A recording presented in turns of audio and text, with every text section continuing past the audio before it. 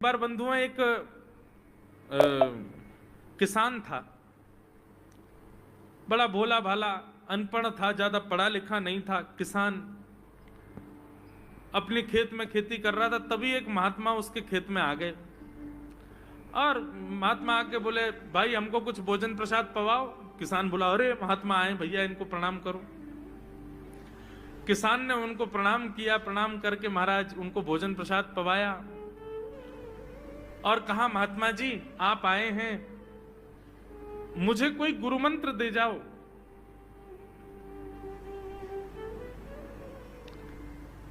महात्मा जी ने सुंदर गुरु मंत्र दिया, द्वादशाक्षर मंत्र दिया।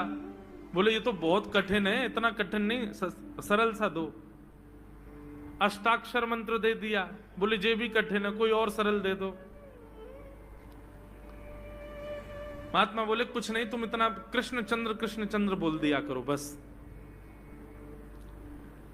कृष्ण चंद्र बोले, हाँ इसी का नाम, जो यही तुम्हारा गुरु मंत्र है। इतना भोला बेचारा याद करने लगा, उसको याद ही नहीं होवे, कृष्ण चंद्र कृष्ण चंद्र कृष्ण चंद्र। अब भूल ना जाऊं इसके लिए बोलता रहता था 24 घंटे, कृष्ण चंद्र कृष्ण चंद्र कृष्ण चंद्र।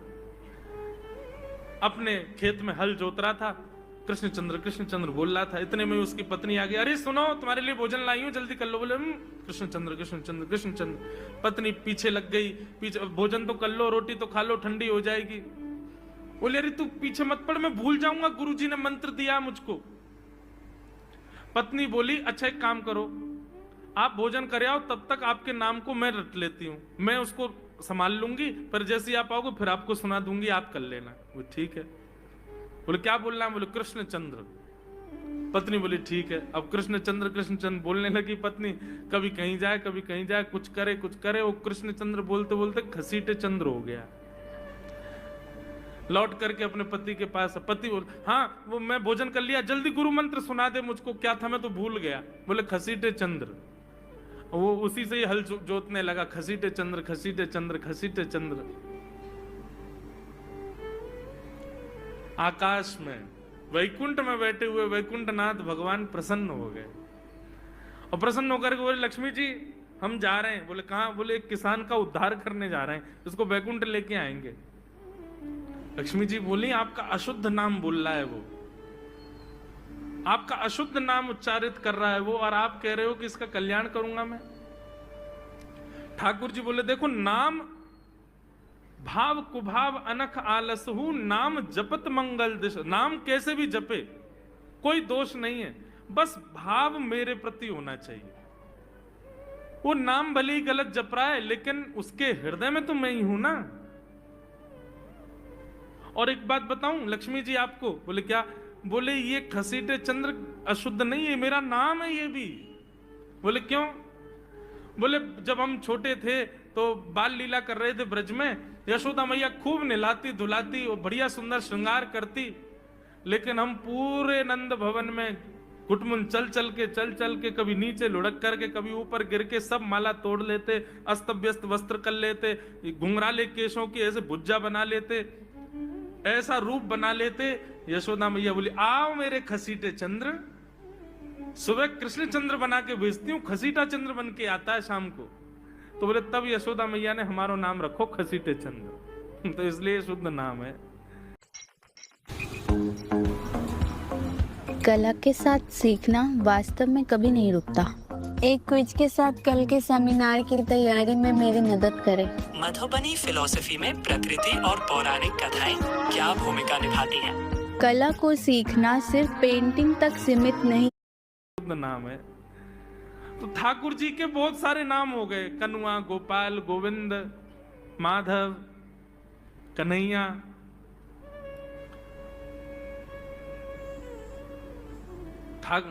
यशोदा जी का प्रिय नाम है कन्हैया।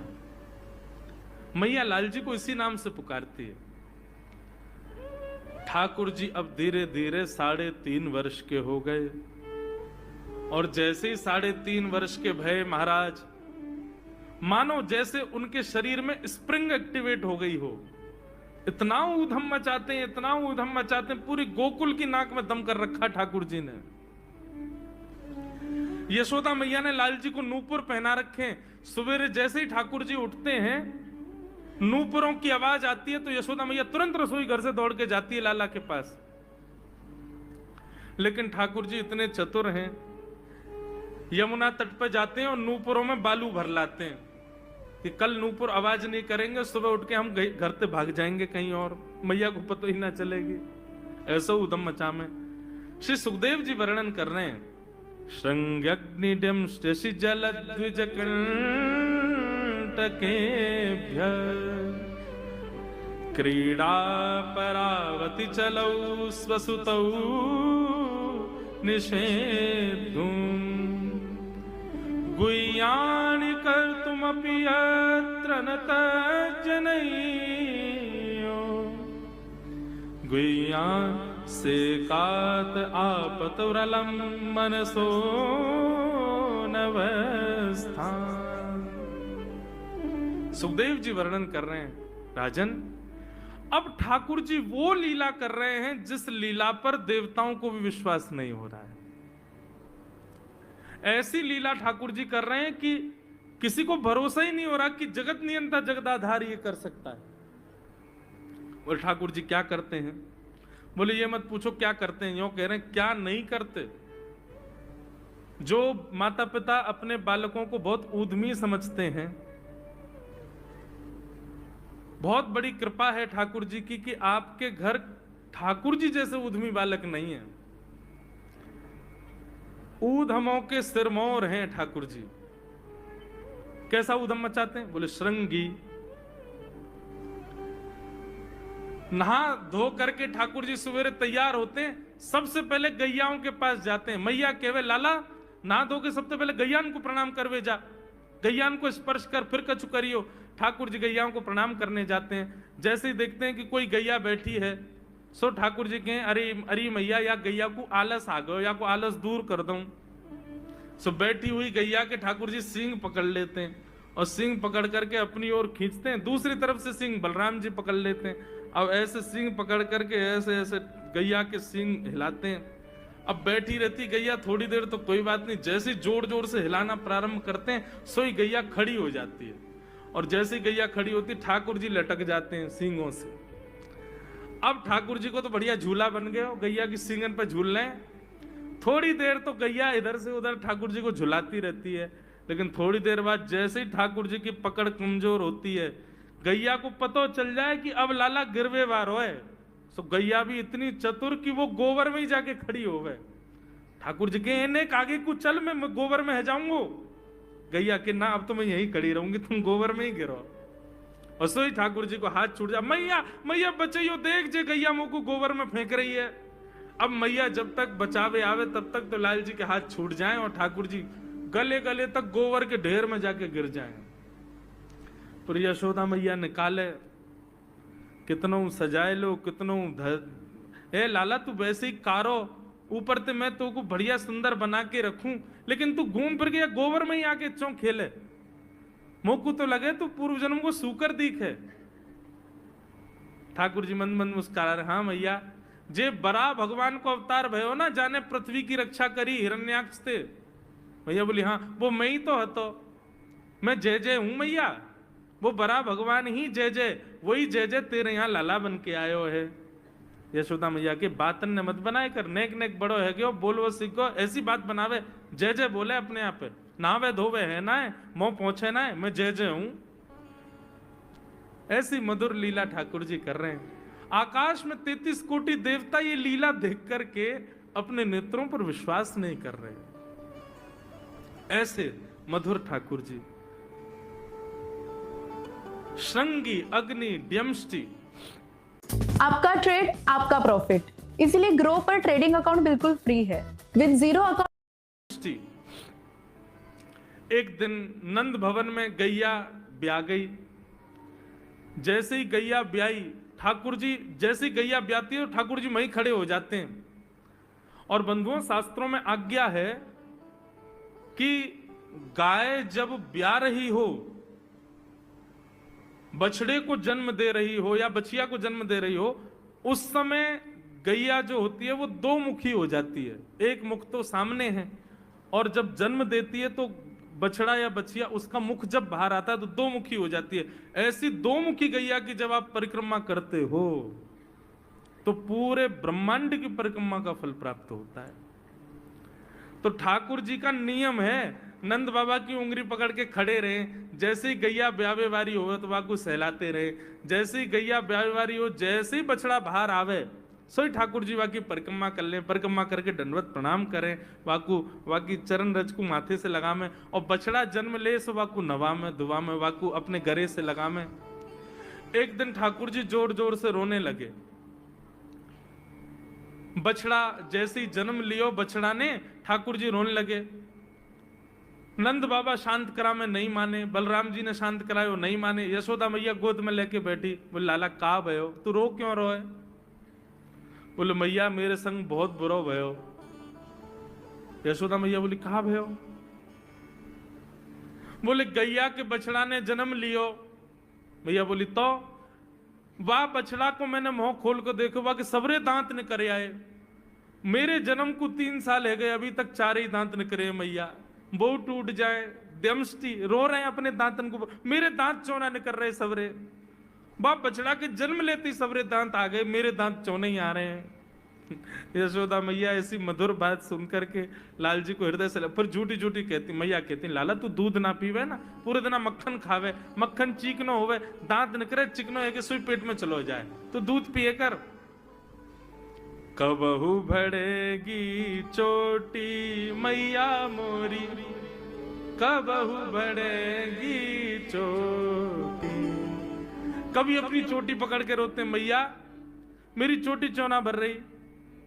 बाप बलराम की चोटी देखो कैसी नागिन जैसी चोटी है वाकई, और मेरी चोटी कैसी है मैया, नेक सी पतरी सी।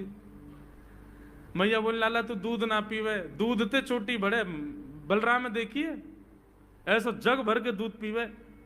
सो ठाकुर जी दूध को पात्र हाथ में ले में, अपनी चोटी खोल ले में, और फिर चोटी पकड़ करके दूध पी में, और दूध पीते पीते नापते रहे कितनी बड़ी भई की ना भई अभी। ऐसी मधुर लीला ठाकुर जी करते हैं। ऐसी लीलाएं हैं ठाकुर जी की कि उन लीलाओं को सुनकर के जो ज्ञान के मार्ग को नहीं समझ पाते, जो वैराग्य के मार्ग को नहीं समझ पाते, जो ज्ञान और वैराग्य से ठाकुर जी को प्राप्त नहीं कर पाते, वो इन लीलाओं से ठाकुर जी के हो ही जाएंगे। ऐसी लीला है। और क्या करते हैं ठाकुर जी? बोले द्विजकंटकेभ्य, इतनी मधुर लीला है ठाकुर जी की। नंद भवन से सुबह सुबह निकल जाते हैं, और राह चलता कोई भी हो अपरिचित, यदि वो साधु है, यदि वो कोई वैष्णव है, यदि वो कोई भजनानंदी है, तो ठाकुर जी उसके पास चले जाते हैं, और पास जाके पता क्या बोलते हैं? अरे तुम यहां डोल रहे हो? बोलो भैया कौन हो तुम? अरे जी सब बाद में पूछियो, हम तो यूं कह रहे तुम यहां घूम रहे हो, नंद बाबा तुम्हारी मां बात देख रहे हैं, नंद बाबा तुम्हारा इंतजार कर रहे हैं। किसी से भी? बोले काय को कर रहे हैं भैया इंतजार? अरे आपके काजे यशोदा मैया ने 56 भोग बनाए हैं, और यशोदा मैया तो थाली सजा के बैठी है, आप घर जाओगे तब आपको प्रेम से प्रसाद पवाएंगे, फिर दक्षिणाओं देंगे। अरे जल्दी करो, देरी मत करो, जल्दी नंद भवन पहुंच जाओ। रोज 150 से 200 अपरिचित वैष्णव संत साधु नंद भवन आते हैं, और सब आकर के कहते हैं यशोदा मैया आप हमारी प्रतीक्षा कर रही थी, लाओ प्रसाद पवाओ। यशोदा मैया बोली मैं कौन ने कही आपसे? बोले आपको लाला बोल रहा हूं कि यशोदा मैया तो ये कह रही। यशोदा मैया जैसे तैसे पवा देती, दक्षिणा देती, रात में लाला से कहती चौरे लाला तू सबंते यूं क्यों कह दे मैं प्रतीक्षा कर रही? मैया एक तो मैं अपने घर में सब तीर्थन को भेज दूं, ये संत महात्मा चलते फिरते तीर्थ है मैया, इनको जितनो ऐसा कि अपने घर बुलानो चाहिए, इनको प्रसाद पवानो चाहिए, या हमारे गोकुल में आवे वाले सब संतन को खोज खोज के मैं तो तेरे पास भेजूं, ताकि तू ने रसोई घर में लगेगी, भोजन प्रसादी बनावेगी और बढ़िया संतन को पवावेगी, तो तेरे घर में सबरे तीर्थ आ जाएंगे मैया। ऐसा प्रेम। एक दिन ठाकुर जी के अब मित्र बन गए। कौन है मित्र? मधुमंगल, श्रीदामा, तन सुखा, मन सुखा, धन सुखा, सुबल, ये ठाकुर जी के मित्र हैं। एक दिन ठाकुर जी अपने सब मित्रन के संग बैठे और मित्रों के संग बैठे हुए ठाकुर जी बोले, भैया कल से हम लोग सब यज्ञ करेंगे। मधुमंगल सीधामा बोले, क्यों लाला, यज्ञ क्यों करेंगे? अरे नंद बाबा रोज अग्निहोत्र करें। मैंने उनसे पूछी, अग्निहोत्र करवे ते कहा होवे? तो नंद बाबा बोले, अग्निहोत्र करवे ते मन चाही वस्तु प्राप्त हो जाए, अग्निदेव प्रदान करें। ठाकुर जी के सब सखा बोले, लाला तू काहे को करेगो अग्निहोत्र? बोले अग्निहोत्र करेंगे, अग्निदेव को प्रसन्न करके कहेंगे हमारी सुंदर सी बहू आ जाए।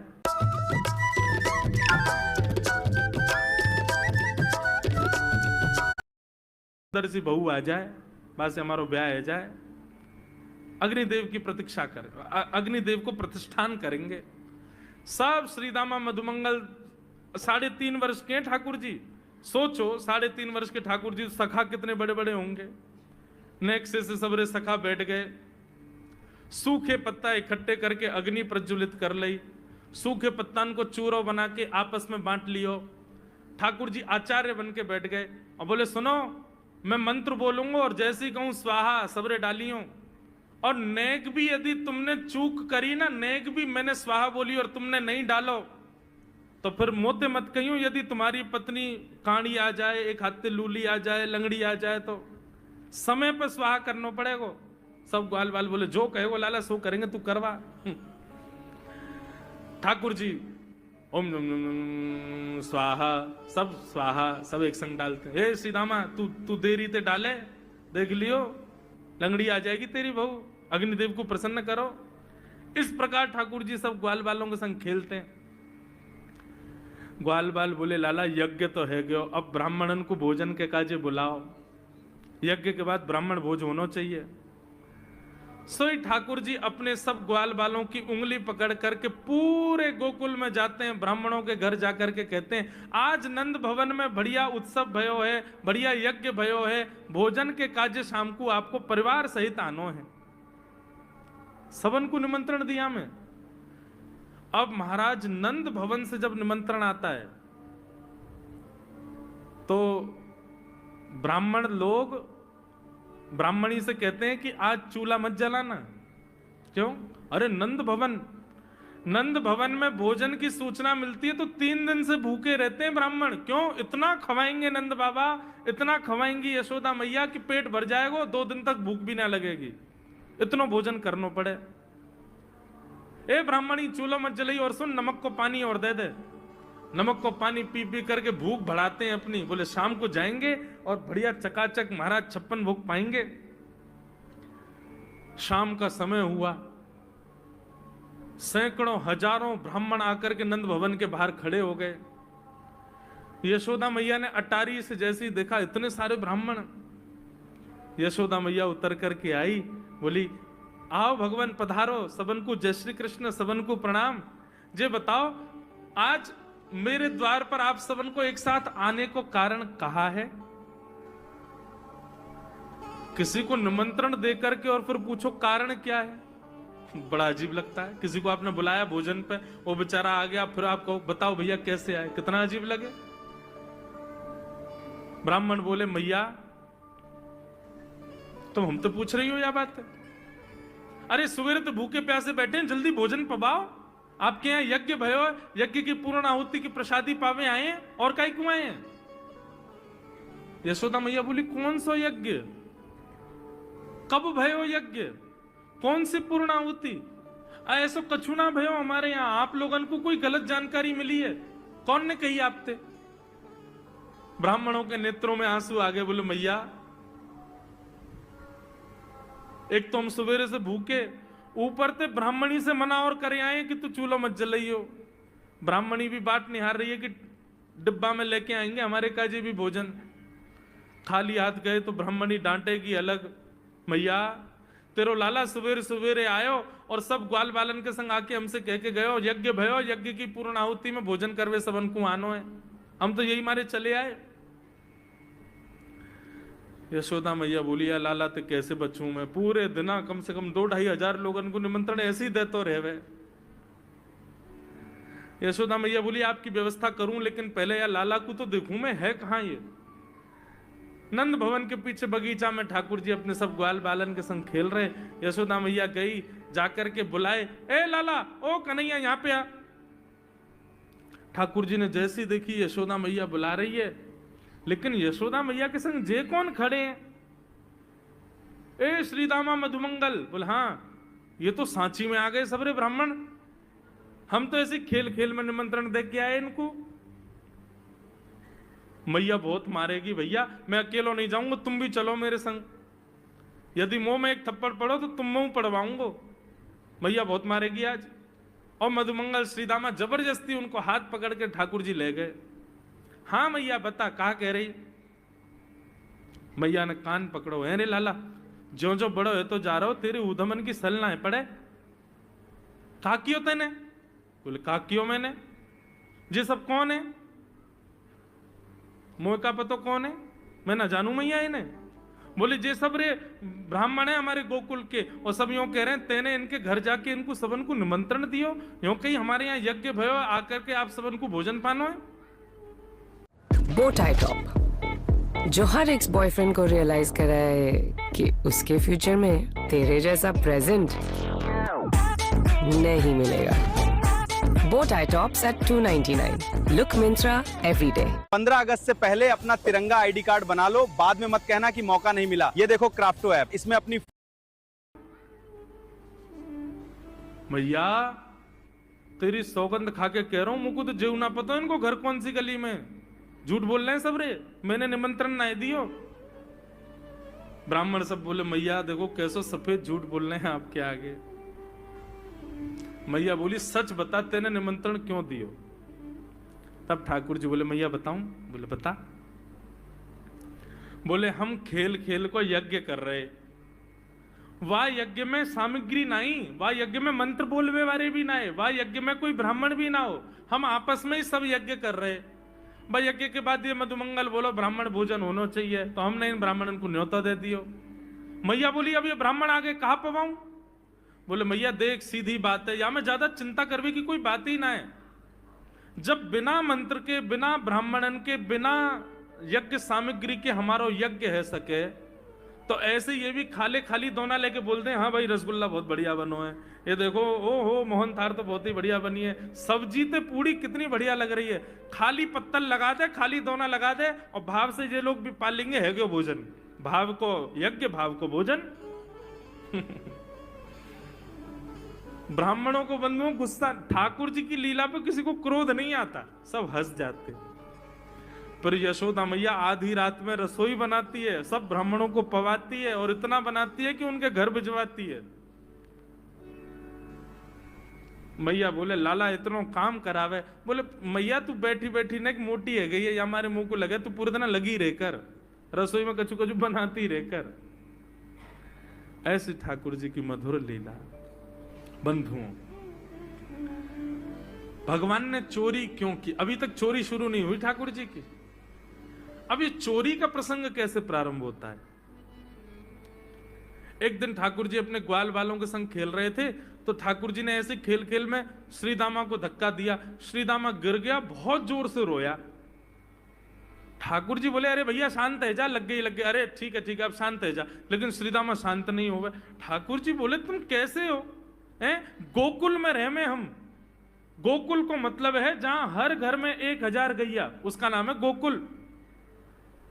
इतनी गैयान को दूध घी दही सब हमारे घर में होवे, अरे खा पी के ने बढ़िया अपनी शरीर को बनाओ, खेल खेल में लगती रहे, इतनो रोवे को कहा मतलब है?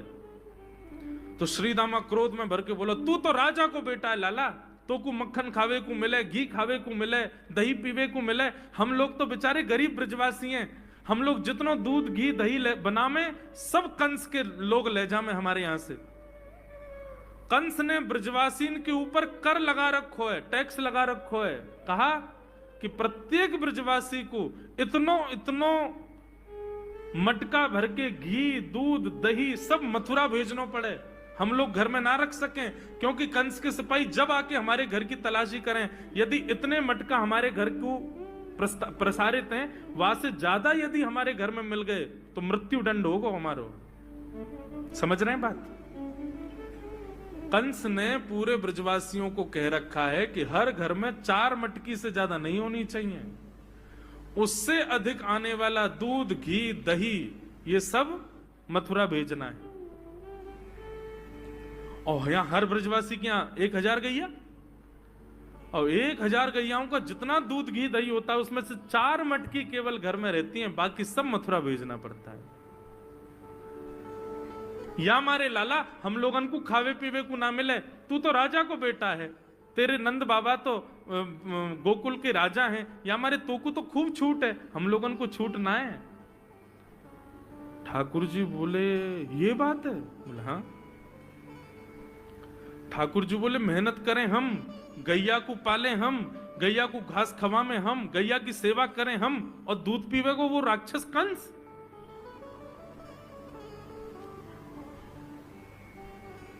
अब तो मैं छोटा हूं, मेरी बात कोई मानेगा नहीं, लेकिन प्रलय तो अब लानी पड़ेगी।